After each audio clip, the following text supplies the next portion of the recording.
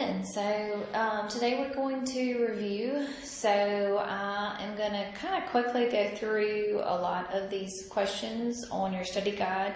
So y'all done pretty well on this unit, so I think that you'll do pretty great on your test. So get your little study guide out and we will go through that, a little bit of that. Well, so we would.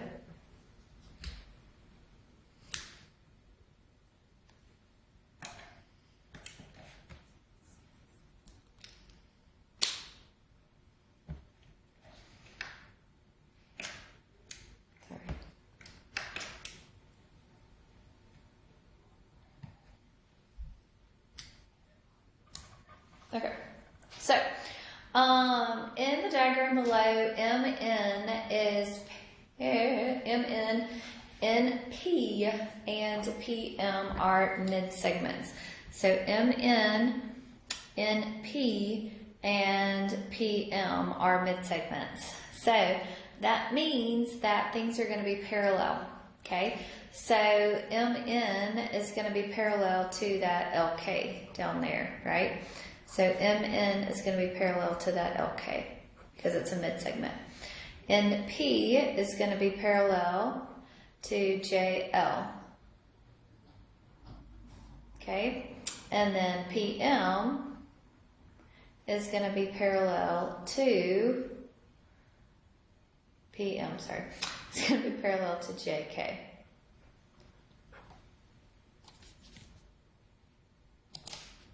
Okay, so if MP is equal to 17, so if MP here is equal to a 17, okay, LK is equal to 24, so that whole thing is 24 there, and PN here is equal to a 13. Find each measure. So JK here, so it's going to be double, okay, of that 17, so it's going to be 34. MN here is going to be half of that 24, which is 12. JL is here, so it is going to be double that 13, which is a 26. So the perimeter of JK and L is going to be all the sides, so 24 plus your JK, which is 34, plus your 26, so that is what, 84? Okay. All right. So here, if I wanted to solve for x, so this notation here that creates those two, it's a midsegment because it creates two equal parts here. So that means that this 3x plus 11 is twice this value down here. So you would say 2 times 3x plus an 11 is equal to 9x minus a 14. I think you can solve that there. Okay, so here if I wanted to find DH, so this would go a step further. Here I would just solve for x. Here I would actually solve for the whole value. So whatever I get for x, I plug in for our DH. So it would be twice, so 2 times that 5x plus 3 is going to be equal to that 15x minus a 29. Okay? So here, I know that this is a mid-segment, so that means that creates those parallel lines. So that creates that those two angles are going to be equal to each other. So 4x plus 21 is going to be equal to 13x minus 15. Okay? And then you would solve for x here. Solve for x here, so this is a mid-segment. So these two angles here are not equal to each other, but those are going to be equal to 180. Okay, so 3x plus a 17 plus 8x minus a 46 is going to be equal to 180. Okay, sorry I'm not solving through all of this, I just want to get it all set up for you so that you can kind of remember.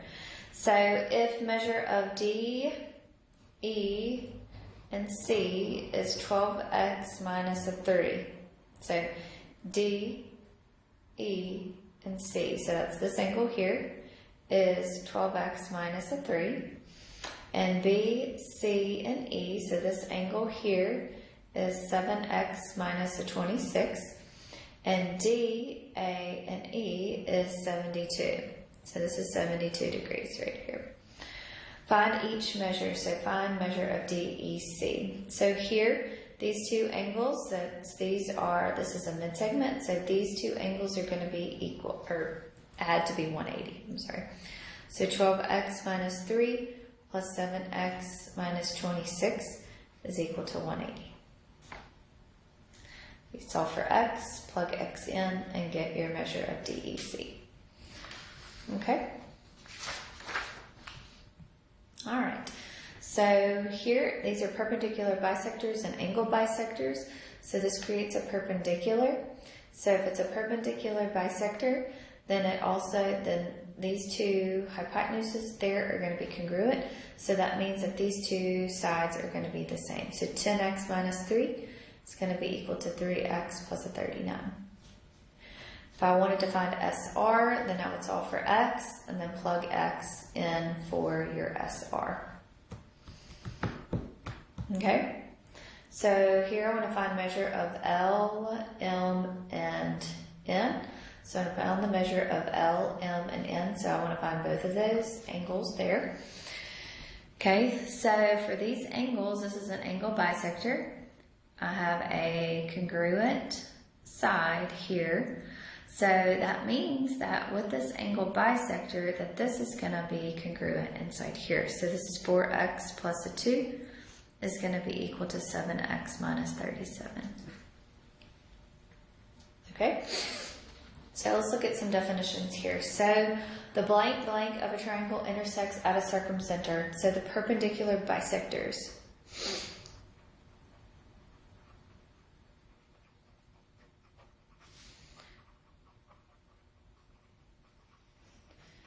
Okay, the blank blank of a triangle intersect at the incenter. So those are angle bisectors.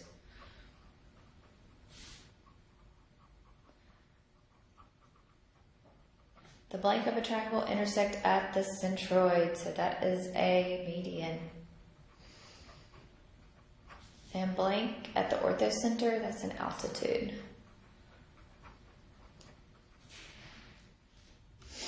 Okay?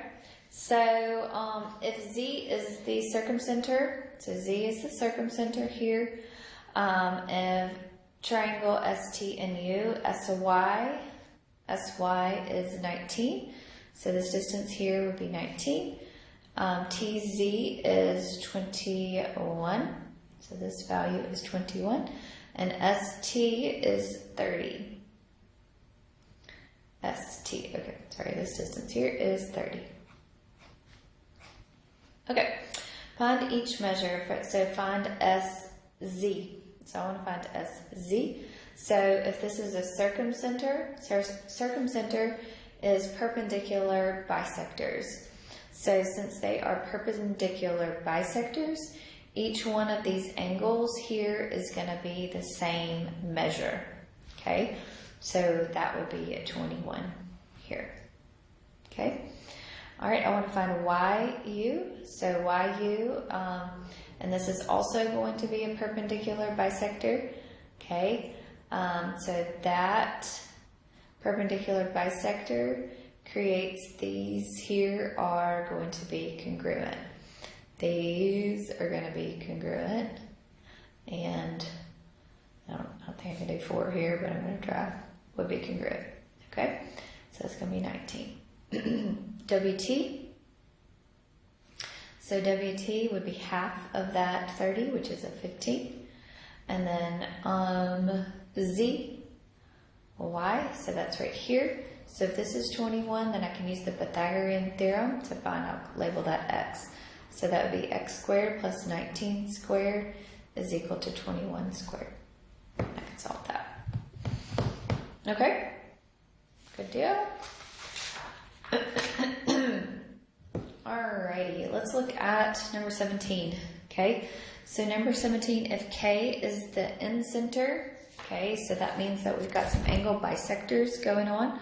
So angle bisectors, if this is an incenter here, these are angle bisectors, so they are congruent. Remember that. Okay, so find X and each angle measure.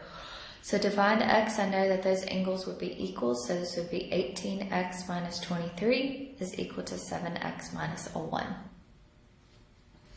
You would solve, so that would be what? 11x is equal to a 22, so x is going to be equal to a 2. So K, E, and J. So I'm going to plug a 2 in there, so that's going to be a 13. E, F, and G. So E, F, and G. The whole angle, so if this is 47, this one's also 47. So 47 plus 47 is a 94.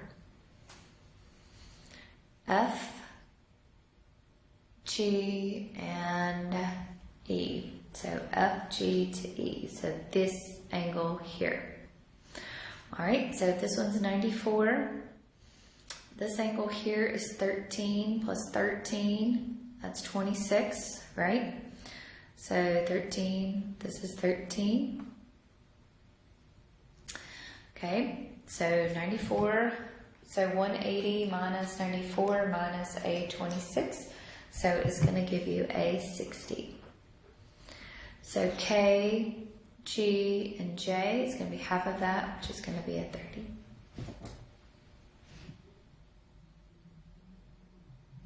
Okay. Alrighty. So classify each triangle center. So these are perpendicular, but these are not, it's not a bisector here because it doesn't create two equals here. So it is a perpendicular, so that would be an altitude there. So this would be an orthocenter.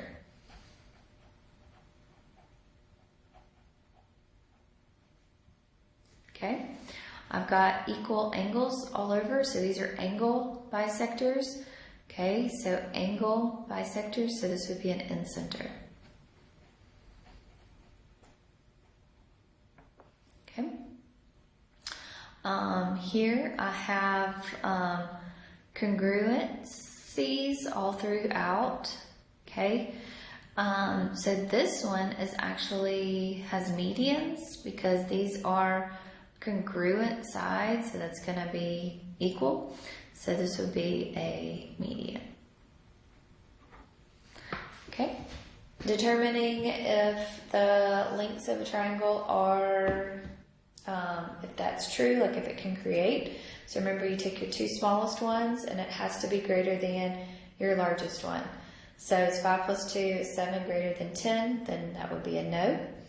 Here we would have 15 plus a 37 has to be greater than 50, and that would be true, so that would be a yes. Okay. Get the range of the values. So remember, we subtract and then we add. So 48 minus 3 would give you a 45, and 48 plus a 3 would give you a 51.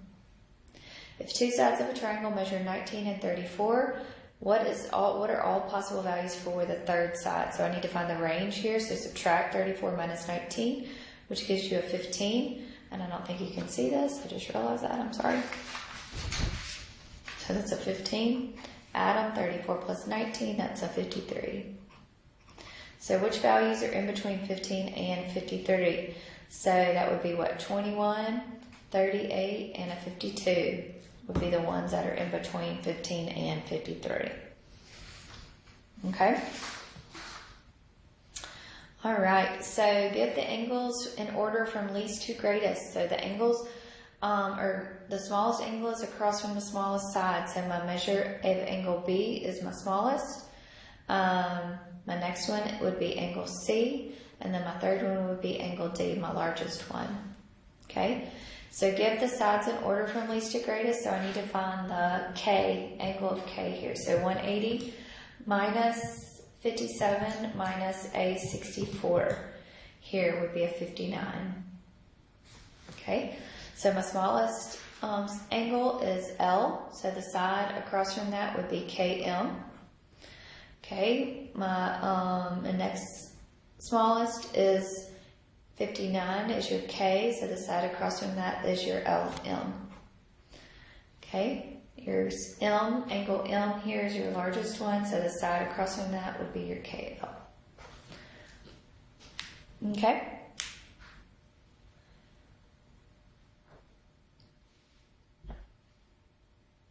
All right, so here I've got angle A here is 75 and angle F here is 72.